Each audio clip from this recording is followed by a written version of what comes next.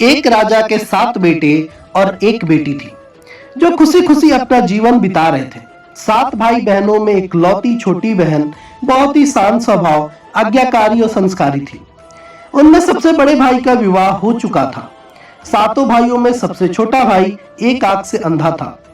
छोटे भाई के दिल में अपनी इकलौती बहन के लिए बड़ा प्यार और लगाव था।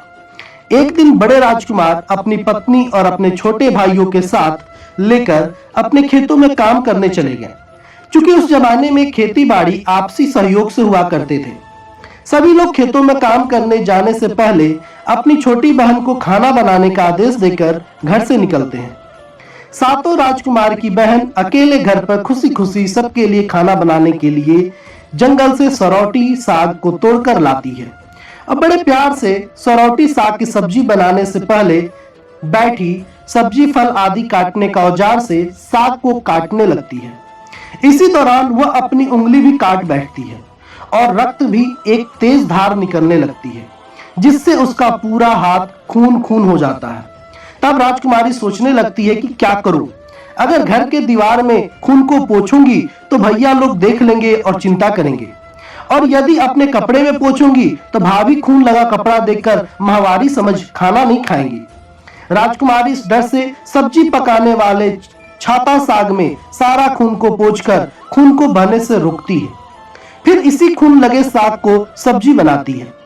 जब उसके सारे भाई और भाभी अपने खेतों से लौटते हैं तो छोटी बहन हमेशा की तरह सभी के लिए साफ थाली में खाना और मिट्टी के लोटे में पानी पीने के लिए देती है, और सभी एक साथ खाना खाते हैं और पके हुए साग को खाकर खाने की जमकर तारीफ करते हैं। और वे सब अपनी बहन से पूछते हैं कि बहन, तुम्हारे द्वारा बनाया हुआ यह साग बहुत बार खाए हैं, परंतु आज की बनी सब्जी का स्वाद बहुत ही अद्भुत लगा। बताओ ना, कैसे और क्या मिलाकर इतना स्वादिष्ट सब्जी बनाई हो? पहले तो राजकुमारी डर से सहम गई कि कहीं भाइयों को पता न चल जाए कि मेरे हाथ की उंगली कट गई है। फिर वह थोड़ा सोचकर बोलती है कि कुछ नहीं भैया, जैसा हमेशा की तरह सब्जी पकाती हूँ वैसे ही तो बनाई हूँ। राजकुमारी अगले दिन सातों भाइयों के अनुरोध पर फिर से एक बार वही छाता साग की सब्जी बनाती है, परंतु भाइयों को पिछले दिन के जैसा स्वाद नहीं मिलता। फिर ऐसा ही अनुरोध 3-4 बार हुआ, लेकिन खून लगे साग का स्वाद उनके मन मस्तिष्क से उतर ही नहीं रहा था। असलियत जानने की जिज्ञासावश सातों भाइयों और भाभी ने उनसे इस दिन के खाने बनाने का तरीका जानने का जिद करने लगे। मजबूरन राजकुमारी को सारी घटना बतानी पड़ी। सच्चाई मालूम होने पर पांचवा भाई, जो बहुत ही लालची किस्म का था, उसने बाकी भाइयों से कहा कि बहन का खून इतना स्वादिष्ट लगा तो इसका मांस कितना स्वादिष्ट होगा। यह बोलकर सभी भाइयों के बीच चर्चा करने लगता है। सबसे छोटे भाई को छोड़कर बाकी भाइयों ने राजकुमारी को मारकर उसका मांस खाने को राजी हो गए थे। मांस खाने की सोचकर उन सभी के मुंह में लार टपकने लगता है।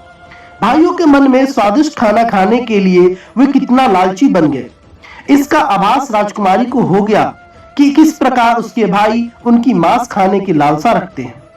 एक दिन सातों भाई शिकार खेलने के बहाने राजकुमारी को लेकर घने जंगल में लेकर जाते हैं, जहां पूर्व से निर्मित 4 केंद्र के वृक्ष पर बने मचान के नीचे पहुंचते हैं, जिस पर अपनी बहन को यह झूठ बोलकर चढ़ने के लिए बोलते हैं कि इस मचान पर जंगली जानवर तुम पर हमला नहीं कर सकेंगे।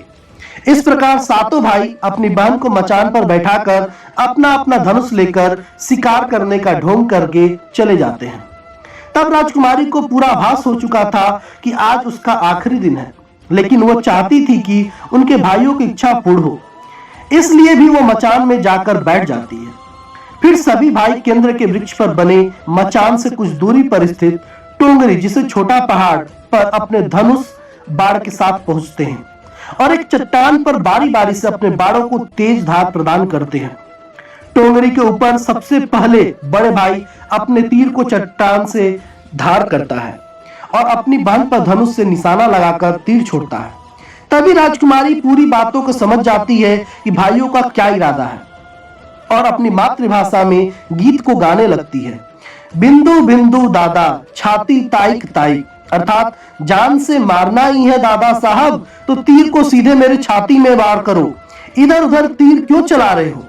फिर सभी भाई बारी बारी से अपने तीर के धार को तेज करते हैं और राजकुमारी पर निशाना लगाकर तीरों को छोड़ते हैं। 6 भाइयों का निशाना खाली जाता है और 7वां भाई जो सबसे छोटा था वो तीर चलाने से इनकार कर देता है, क्योंकि उसे अपनी छोटी बहन से बहुत लगाव था और धनुष बाण चलाने में 7 राजकुमार से सबसे निपुण था। राजकुमारी जानती थी कि उनके 7 भाइयों में सबसे छोटा भाई दादा बाकियों की तरह लालची नहीं है। 6 भाई छोटो भाई पर पूरा दबाव डालते हुए आदेश देते हैं कि अगर वो तीर नहीं चलाएगा तो बहन की तरह उसे भी मार देंगे। फिर छोटा राजकुमार उदास मन के साथ तीर को थोड़ा ही धार कर दूसरी दिशा में तीर को छोड़ने की कोशिश करता है और तीर को धीरे से छोड़ता है। राजकुमारी हर बार की तरह इस बार भी वही गीत गाती है, बिंदु बिंदु दादा छाती ताइक ताइक। इतने में छोटे भाई का तीर सीधे राजकुमारी के सीने को भेद देता है और राजकुमारी की आत्मा शरीर से अलग हो जाती है और उसकी आत्मा उसी स्थान पर भटकने लगती है। तभी वो देखती है कि उसके शरीर का मांस खाने के लिए उसके भाई कैसे लालच करते हैं और सबसे छोटे राजकुमार को जबरदस्ती मार पीट कर उसके शरीर को काटने का आदेश देते हैं। बहन के मांस को पकाने के लिए बहुत सारी सूखी लकड़ियां लाने के लिए छोटे राजकुमार को जंगल भेजा जाता है। छोटा भाई जंगल में खोज खोज कर ढेर सारा लकड़ी जमा करता है और सोचता है कि कैसे इतना सारा लकड़ी को ले जाऊंगा। दादा जो रस्सी दिए हैं वो भी 7 टुकड़ों में दिए हैं। उन्हें जोड़ने पर भी यह रस्सी इन लकड़ियों को नहीं बांध पाएगा। देर होने के डर से राजकुमार उदास होकर रोने लगता है और उसकी आंखों से आंसू धरती पे गिरने लगता है। वो अपनी बहन को याद करके रो ही रहा होता है कि तभी एक नाग देवता वहां आते हैं और पूछते हैं कि क्यों रो रहे हो राजकुमार। वह इधर उधर देखता है किंतु कोई भी नजर नहीं आता। फिर राजकुमार को नाग देवता दिखते हैं और राजकुमार नाग देवता को अपनी पूरी आप बीती सुनाते हैं। फिर नाग देवता उसे कहते हैं कि मैं लकड़ी में रस्सी की भांति लिपट जाता हूं और तुम जैसे ही लकड़ी वहां रखोगे मैं धीरे से निकल जाऊंगा। और राजकुमार ऐसा ही करते हैं। सभी बड़े भाई यह देखकर चकित रह जाते हैं कि कैसे उनका छोटा भाई रस्सी के 7 टुकड़े होने के बावजूद भी जंगल से इतना सारा लकड़ी लेकर आता है। तत्पश्चात वे लोग अपने छोटे भाई को पानी लाने के लिए घड़ा में 7 छेद कर भेज देते हैं। छोटा राजकुमार पानी लाने के लिए एक छोटा कुआं में जाता है और घड़े में पानी भरता है, परंतु उसमें छेद होने के कारण सारा पानी गिर जाता है और राजकुमार वहीं बैठकर सोच कर रोने लगता है कि बिना पानी के वापस जाऊंगा तो बड़े भैया लोग मारपीट करेंगे। यह सारी घटना को मेढक, केकड़ा और मछली सुनकर वह देख रहे थे और वे तीनों राजकुमार को रोता देखकर पूछते हैं कि क्यों रो रहे हो। फिर राजकुमार उन्हें अपनी आपबीती को विस्तार से बतलाता है और कहता है कि मैं अपनी प्यारी बहन के शरीर का मांस कैसे खा सकता हूँ, नहीं खाऊंगा तो बड़े भाई लोग मारपीट करेंगे। तब मेढक कहता है कि तुम परेशान मत हो, हम सब मेढक घड़ा के छेद से चिपक जाते हैं। फिर मछली और केकड़ा बोलते हैं कि तुम हमें लेकर चलो, तुम्हारे भाई जब राजकुमारी के मांस को खाएंगे तब तुम मछली को खाना और जब वे हड्डी को खाएंगे तब तुम केकड़े को खाना। बड़े भाइयों की शक नहीं होगा। फिर राजकुमार ने बिल्कुल वैसा ही किया जैसे केकड़े और मछली ने कहा था। रात को जब राजकुमारी का पका हुआ मांस खाने को परोसा गया तब बड़े भाइयों से छुपाकर वो मांस को दीमक के टिटले में डाल देता है और समय बीतने पर वहां बांस का एक बड़ा बुंदा झुंड उगता है। इस घटना के वर्षों बाद एक भीख मांगने वाला जोगी उसी बसंदा के पास से गुजर रहा था और वो सुंदर सुंदर बांस के बुंदा को देखकर सोचता है कि अगर इतने सुंदर बांस के केंद्रा बनाए जाए तो कितना सुरीला धुन निकलेगा। उसी क्षण बांस से आवाज आती है, न काट रे जोगी ई तो लगे भैया रोपल बांस। जोगी फिर भी बांस को काटता है।